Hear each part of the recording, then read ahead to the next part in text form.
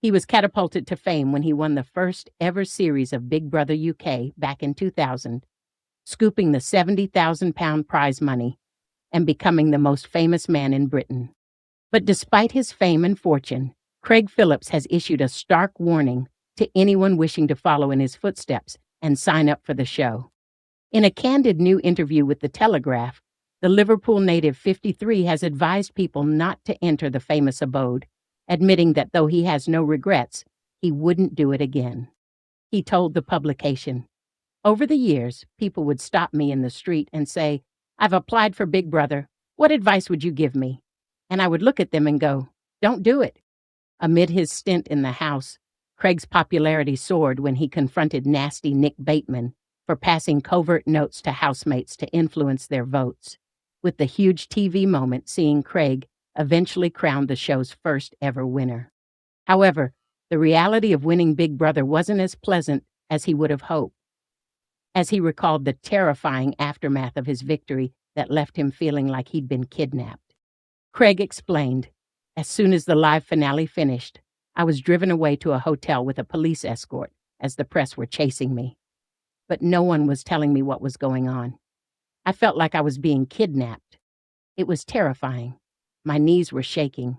I felt vulnerable and panicky. It was not what I was expecting. All the things Brett Carr, the show's psychiatrist, was telling me were not sinking in. Then my cousin Stephen arrived, and we sat up drinking until 8 a.m. From there, it was straight to a press conference. Every time I moved, 50 flashbulbs went off." Craig and his fellow contestants had no idea just how huge Big Brother was going to be when they entered the famous house 25 years ago, with the show going on to become the benchmark for reality TV in years to come. In the wake of his win, Craig was in huge demand, finding himself pestered by eager agents and making numerous appearances, with the builder not getting the chance to return to his home for a whopping 97 days.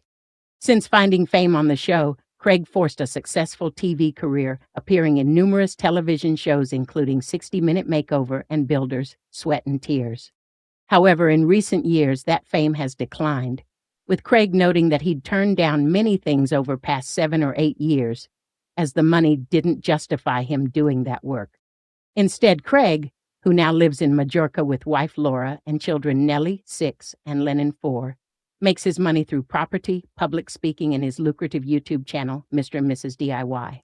Looking back on his Big Brother experience, Craig notes that he and his fellow contestants were naive, with the group having entered the house not really expecting much. He added that while in his Big Brother heyday, there was no social media.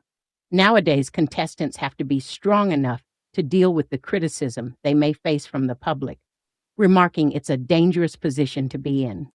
In a stark conclusion, summing up the Big Brother experience, he concluded that fame and fortune do not go hand in hand. Meanwhile, back in December, Craig admitted he never had any ambition to work on TV or become famous.